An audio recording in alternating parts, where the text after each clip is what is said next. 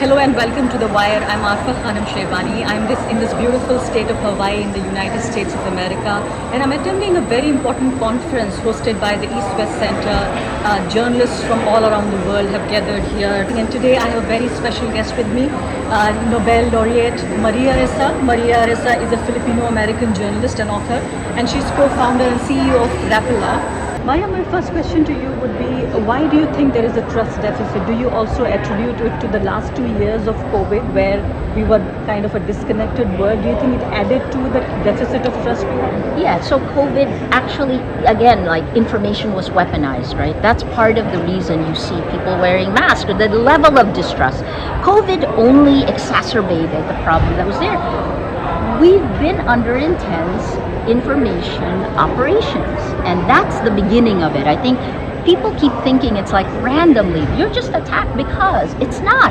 It's targeted, and that's meant to tear down. Just, I think, this big data case study of UNESCO was very instructive. 60% to tear down credibility, 40% to tear down your spirit. Right? So COVID just added another layer, and this is part of the reason I would say, like, this is a once in a century moment. Anthony Fauci said it was once in a century because of COVID, but those very same networks of political disinformation were what was used for COVID disinformation, right? There really is a connection to information warfare. Right. Why do you think people are so willing to believe what the dictators are saying, what the pliant media is trying to make them believe? Do you not think that people have stopped thinking on their own? Can we really blame all of this to people, or you think that along with social media and pliant media, they have been able to capture their imagination? It's not the imagination as much as I think people are inundated, which is partly what social media has done. Right? In the past, where would you get your information? From news organizations that actually have to spend money for editorial processes, right? And distribution. Well, today, it's like a fire hose of falsehoods, literally, right? So when you have that, individual people who may have lost their jobs, who just want a simpler world where someone else can make the decisions for them. We're seeing this. I mean, India was the first, Indonesia was the second. Around 2014, there was kind of a nostalgia for a strongman leader. And Prabowo in Indonesia, the former son-in-law of Suharto, almost won, right? That was when Modi won in 2014. So it's a combination of human nature, right? I think what we need to tell our communities is that if you don't fight for your rights now, you will lose them. And it'll be easier for journalists who wants to keep fighting. Very interesting thing you said, that if there is a battle for facts, if people's minds and facts are being manipulated, then how do you trust the whole entire electoral mechanism, electoral system? You can't. We have an election coming up in just about, almost less than 2 years, yeah. And we've already gotten into election mode. How do you think that, this manipulation of facts and manipulation of mainstream media is affecting democracies? It's killing it. It's killing democracy. And then the people who are trying their best to stand up to power, it's like Sisyphus and Cassandra combined, right? It's impossible odds. But we journalists are foolish enough to try, right? So more power to you. I mean, this is why we need courage. Coming back to the media's role, like Rappala, The Wire is also a small organization. We are non-profit, and we are supported and sustained just by people. Your community, right? I think that this is a kind of model that can really challenge dictators, because we are nowhere. I mean, of course, we are there, and there is an appetite and hunger to know more, to listen to us, to read us. There is a huge viewership and readership we have, but at the same time, we can never match the size and the reach of the mainstream media. This is why we also, social media, these tech platforms, they've enabled this. But part of the reason I continue to engage, we're one of 2 Filipino fact-checking partners, is because they have the power to do something right now. And I think we need to maybe come together better and demand greater safety. How do you do that? I don't know. Let's What are figure the it new out. models that you can think of? Well, so this is something we just did in 3 months, which was way too little. It was a 6-month project that we did, right? But again, like this RISJ, the Reuters Institute report, to me was very damaging to the credibility we need, right? So anyway, so how do we do it? This is the fun part. All right, I should have ended with the fun part. Yeah. This is horrendous, but it is also creation. So this is where we like kind of have to get our minds together, get our talents together, get our alliances together, and try to create something that doesn't exist yet. How do we do that? Innovation? I don't.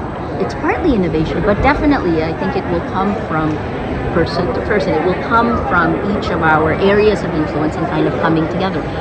We could certainly go to Facebook all together, right? I mean, this is part of, in Bond, for example, YouTube is the other one. I don't know if that's, for Yeah. us, YouTube is number one now. So YouTube is a problem in India right now. Yeah. Like I am on a platform only solely on YouTube because TV has been bought over by the powers that be.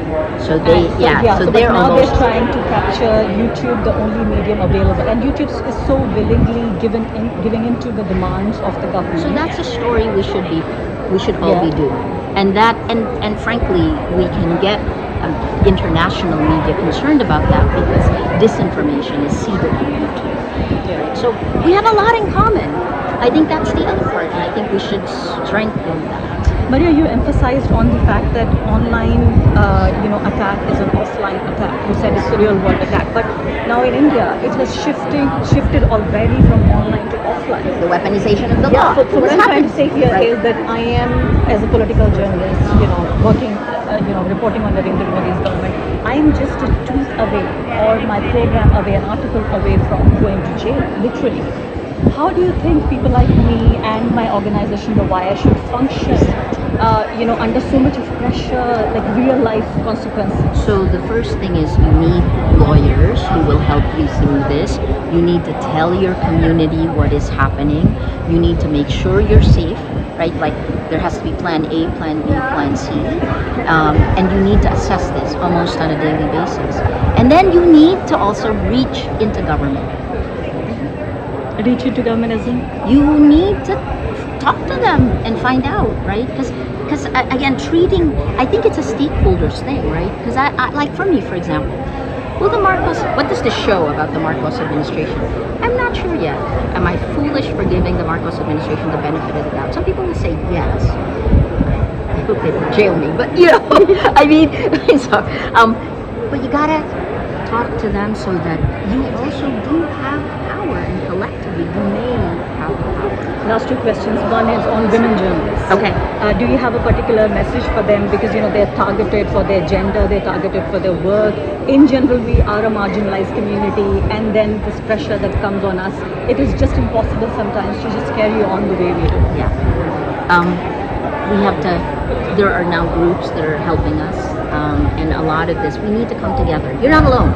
Right, that's the first message. You're not alone. There are a lot of us who are feeling this, and there's a way to fight it. But most of the time, it's not you fighting it alone, right? Because any journalist, human rights activist, or opposition politician, women politicians are getting clobbered. They can't fight this battle on their own, and that's why we look at my 3 pillars: technology, journalism, community. I always go back to that Pareto principle. Where do I spend most of my time? If we can fix the tech, that will take care of like the poison that keeps coming in, the virus of lies, and then we can begin to rebuild. Last question. There are 2 people, very important people in India. One is Teesta Setalvad, a very well-known human rights activist who worked, with the survivors of the 2002 Gujarat riots, when Narendra I Modi saw was the this. chief minister Yeah. in Gujarat. And second is a leading fact checker. They both are in saw jail it. right now. Yes, What do you yes. have to say about that? It's shocking. I think Indian journalists, and you should get me, everyone should be talking about this. Everyone should be writing to free Zubair, these things. I'll say from experience, right? When I got arrested, the journalists, people don't want to jump in the fray. Partly fear, partly because of self-interest, right? But how do you get everyone together? You talk to everyone. You pull the people together. That's where the activists activists are better than journalists at this. We're kind of bad at activism because we think the story should tell the story, right? But it's shocking and it should have gotten more headlines. To receive instant updates on all videos from The Wire, click the subscribe button and hit the bell icon. Pay to support independent journalism. Click the link in the description and choose the amount you want to pay.